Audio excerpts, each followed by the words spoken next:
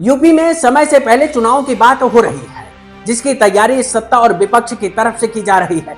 लेकिन जनता की नजर अपने नेताओं के साथ उन सियासी दलों पर है जिनके साथ गठबंधन की संभावना है। इस बीच सबसे ज्यादा चर्चा अगर किसी की हो रही है तो कांग्रेस और समाजवादी पार्टी की होने वाले गठबंधन की है, क्योंकि बात सिर्फ साथ लड़ने की नहीं है, सीट बंटवारे की है। और सीट बंटवारे से ज्यादा कांग्रेस के लिए यूपी में अपना आत्मसम्मान बचाए रखने की है, जिसकी बात इमरान मसूद और यूपी कांग्रेस प्रभारी राजेंद्र पाल गौतम करते हैं। फॉर्मूला तो पार्टी तय करेगी कि क्या फॉर्मूला होगा, लेकिन जो फॉर्मूला लोकसभा चुनाव में था निश्चित रूप से वो नहीं होगा। हिस्सेदारी और भागीदारी बराबर की और सम्मान भी बराबर का। नमस्कार दोस्तों, मैं गंगा प्रसाद, आप देख रहे हैं वॉच न्यूज। ये बात कांग्रेस की तरफ से क्यों कही जा रही है, जबकि कांग्रेस और समाजवादी पार्टी लोकसभा 2024 का चुनाव यूपी में साथ लड़ चुके हैं। दोनों पार्टियों ने मिलकर यूपी में 43 सीट जीती, जिसकी बदौलत बीजेपी को केंद्र की सत्ता में नीतीश और चंद्रबाबू नायडू की बैसाखी का सहारा लेना पड़ रहा है। तो फिर यूपी विधानसभा चुनावों से पहले आत्मसम्मान और सीट बंटवारे पर बराबरी वाली बात कांग्रेस नेताओं की तरफ से क्यों कही जा रही है? बराबर की हिस्सेदारी और बराबर का सम्मान। दरअसल अखिलेश यादव लगभग हर हफ्ते प्रेस कॉन्फ्रेंस करते हैं, पर कभी खुलकर विधानसभा चुनाव में कांग्रेस के साथ गठबंधन की बात कही, कभी नहीं कही। हर बार इशारे में बात की।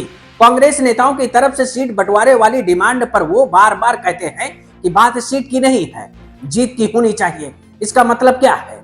कहानी सिर्फ इतनी है कि मामला सीट बंटवारे पर फंसेगा।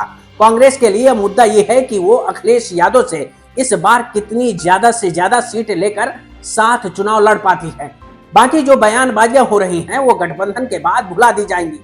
अब याद करिए 2024 का लोकसभा चुनाव, मार्च में नामांकन भरे जाने थे। 20 फरवरी तक गठबंधन फाइनल नहीं था। दोनों तरफ से तल्ख टिप्पणियां हो रही थी। कई दौर की बैठक चली। अखिलेश यादव ने शुरुआत में कांग्रेस को 11 सीट का ऑफर दिया, कांग्रेस ने इसे ठुकरा दिया। अखिलेश यादव ने यहां तक कहा कि अगर सीट बंटवारा नहीं हुआ तो वो राहुल गांधी की भारत जोड़ो यात्रा में शामिल नहीं होंगे। बात चलती रही। अखिलेश ने दोबारा 17 सीट का ऑफर दिया, लेकिन कांग्रेस 20 सीट पर अड़ी थी। नामांकन की तारीख नजदीक आई तो विवाद को सुलझाने के लिए प्रियंका गांधी की एंट्री हुई। प्रियंका गांधी ने अखिलेश यादव से फोन पर बात की। 17 सीटों पर समझौता हुआ। डील के तहत कांग्रेस को सहारनपुर, बाराबंकी, सीतापुर और अमरोहा जैसी कुछ मजबूत सीटें मिली।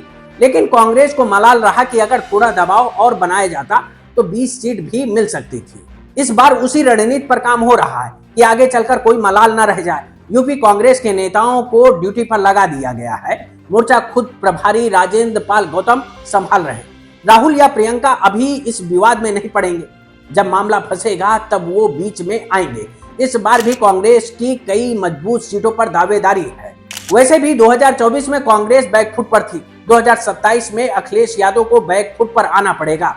तेजस्वी, ममता, स्टालिन, केजरीवाल की हालत सबके सामने है। हालांकि इस बार अखिलेश यादव भी कांग्रेस की इस चाल को समझ गए हैं, इसलिए वो भी संभल कर चल रहे हैं। कुल जमा बात यह है कि गठबंधन था, है और रहेगा। ये बात दोनों दल जानते समझते हैं। इस वक्त दोनों एक दूसरे की ताकत है। देखना यह होगा कि अखिलेश यादव कितने दलों के साथ कांग्रेस को कितनी सीट देकर मना पाते हैं, जिसके लिए कांग्रेस की तरफ से बयानबाजी हो रही है। नमस्कार दोस्तों। Subscribe to our YouTube channel and press the bell icon to get the latest update.